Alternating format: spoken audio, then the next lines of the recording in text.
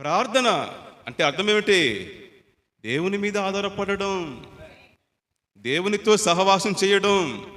ఒక విశ్వాసి దేవుని సహవాసములో ఎదుగుతున్నాడు అనే దానికి రుజువు ఏమిటంటే అతని ప్రార్థనా జీవితమే.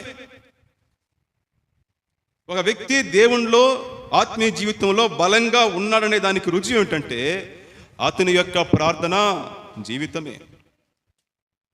సంపూర్ణ ప్రార్థన చేయాలి. మనం ఏం చేయాలి? సంపూర్ణ ప్రార్థన చేయాలి. అనేక మంది క్రైస్తవులు అర్ధ ప్రార్థన చేస్తారు. ఏం ప్రార్థన? అర్ధ ప్రార్థన. అర్ధ ప్రార్థన చేయకూడదు, అర్థవంతమైన ప్రార్థన చేయాలి.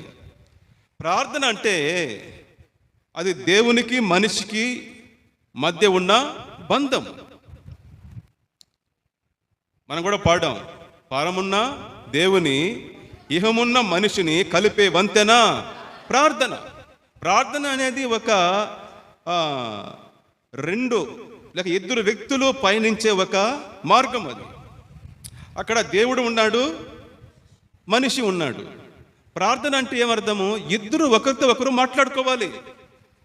దేవుడు మాట్లాడాలి, మనం మాట్లాడాలి, అదే ప్రార్థన. సో దేవుడు ప్లస్ మనిషి ఇద్దరి మధ్యలో జరిగే పరస్పర సంభాషణయే సంపూర్ణమైన ప్రార్థన, అర్థవంతమైన ప్రార్థన.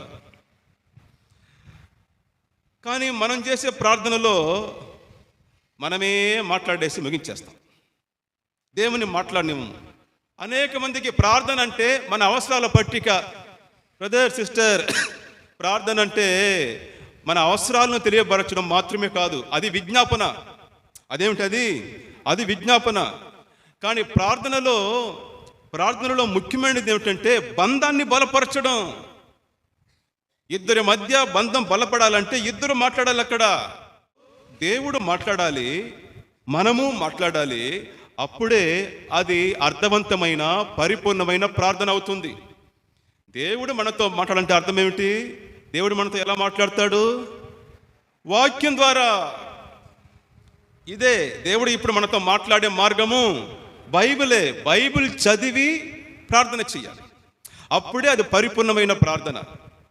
వాక్యము ప్లస్ విజ్ఞాపన ఈక్వల్ టు ప్రార్థన. చెప్పండి, వాక్యము ప్లస్ విజ్ఞాపన ఈక్వల్ టు ప్రార్థన. విజ్ఞాపన అంటే మన అవసరాలు ఆయనకు తెలియజేయడము. వాక్యం అంటే దేవుడు మనతో మాట్లాడడము. ఇలా దేవుడు మనతో మాట్లాడాలి, మనం ఆయనతో మాట్లాడాలి. అప్పుడే అది అర్థవంతమైన ప్రార్థన అవుతుంది. అప్పుడే ఆ సహవాసము, ఆ బంధము బలపడుతుంది. కానీ చాలామంది ఏం చేస్తారంటే దేవుణ్ణి మాట్లాడినెవరు ప్రార్థనలో. ఇప్పుడు మీరు బైబిల్ చదువుతారు కదా, 2 అధ్యాయాలు చదివి ఆ తర్వాత ప్రార్థిస్తారు. ఈ బైబిల్ చదవడం కూడా ప్రార్థనలో ఒక భాగమే. ఎందుకంటే బైబిల్ ద్వారా దేవుడు నీతో మాట్లాడుతున్నాడు, ఆ తర్వాత నువ్వు ఆయనతో మాట్లాడుతావు. ఈ రెండు కలిపే ప్రార్థన అంటే అప్పుడే అది ప్రార్థన అర్థవంతం అవుతుంది. చాలామంది వాక్యం చదవరు, బైబిల్ చదవరు, వాక్యం వినరు, ప్రార్థన చేస్తారు. అది అర్ధ ప్రార్థన. మరి కొంతమంది అయితే బైబిల్ చదువుతారు, ప్రార్థన చేయరు. అది అర్ధ ప్రార్థన. అర్థవంతమైన ప్రార్థన ఏమిటి? బైబిల్ చదివి ప్రార్థన చేయడం. వాక్యము ప్లస్ విజ్ఞాపన ఈక్వల్ టు ప్రార్థన. నేను దేవునితో మాట్లాడేది కొద్దిసేపే. ఒక రోజుల్లో ఒక 20 నిమిషాలు లేక హాఫ్ అన్ అవర్ మాట్లాడతాను దేవునితో, అంతే నేను. కానీ దేవుడు నాతో మాట్లాడేది 3 గంటల సేపు. దేవుడు నేను ఎక్కువగా మాట్లాడిస్తాను, ఎందుకంటే నాకన్నా ఆయన పెద్ద, నాకన్నా ఆయన గొప్ప. నా జీవితాన్ని గురించి, నా అవసరాల గురించి నాకంటే కూడా ఆయనకే ఎక్కువ తెలుసు. సో నేను గొప్పవాడిని ఎక్కువగా మాట్లాడిస్తాను. నేను చిన్నవాడిని, ఆయన తండ్రి, నేను ఆయన కుమారుడును. తండ్రిని ఎక్కువగా మాట్లాడిస్తాను, నేను తక్కువగానే మాట్లాడతాను. యేసయ్య కూడా అదే చెప్పాడు. మీరు ప్రార్థించేటప్పుడు అన్యుల వలె వ్యర్థమైన మాటలు ఉచ్చరించకండి. చాలామందికి ఎక్కువసేపు ప్రార్థన చేయాలని ఆశతో ఏం చేస్తారంటే స్తోత్రం స్తోత్రం స్తోత్రం స్తోత్రం స్తోత్రం దానికి స్తోత్రం, దానికి అనేసిన తర్వాత అక్కడ ఒక స్తోత్రం స్తోత్రం స్తోత్రం స్తోత్రం, మళ్ళీ ఇది అయిన తర్వాత దీనికి ఒక 100 స్తోత్రం, ఇలా స్తోత్రాలు చేసి గంట సేపు ప్రార్థన చేసేసి నేను గంట సేపు ప్రార్థన చేస్తాను అనేసి గొప్పలు చెప్పుకుంటూ ఉంటారు. యేసే చెప్పాడు, ప్రార్థన అంటే మంత్రం లాగా వల్లించడం కాదు, తండ్రితో మాట్లాడేది, తండ్రి నుండి మాటలు వినేది. యేసే చెప్పాడు, మీరు అన్యుల వలె ఎక్కువసేపు మాట్లాడుతూ ఉండకండి, ప్రార్థనలో దేవుని ఎక్కువగా మాట్లాడియండి. మీకేం కావాలో మీరు అడగక ముందే మీ తండ్రికి తెలుసు.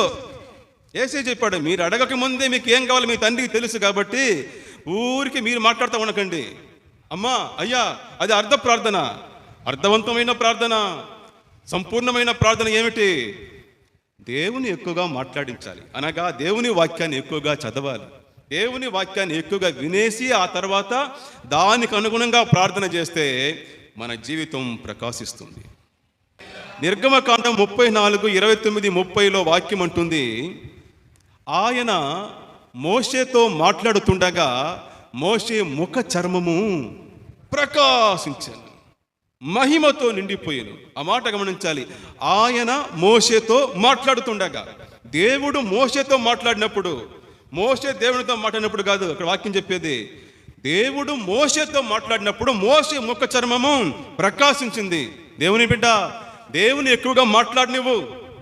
ఉదయం లేచి మొదటగా దేవుణ్ణి నీతో మాట్లాడినివ్వు, అనగా బైబిల్ బాగా చదువు, దేవుని వాక్యాన్ని వినేసి దానికి అనుగుణంగా నీ అవసరం ఏంటో గ్రహించి ప్రార్థనిచ్చి.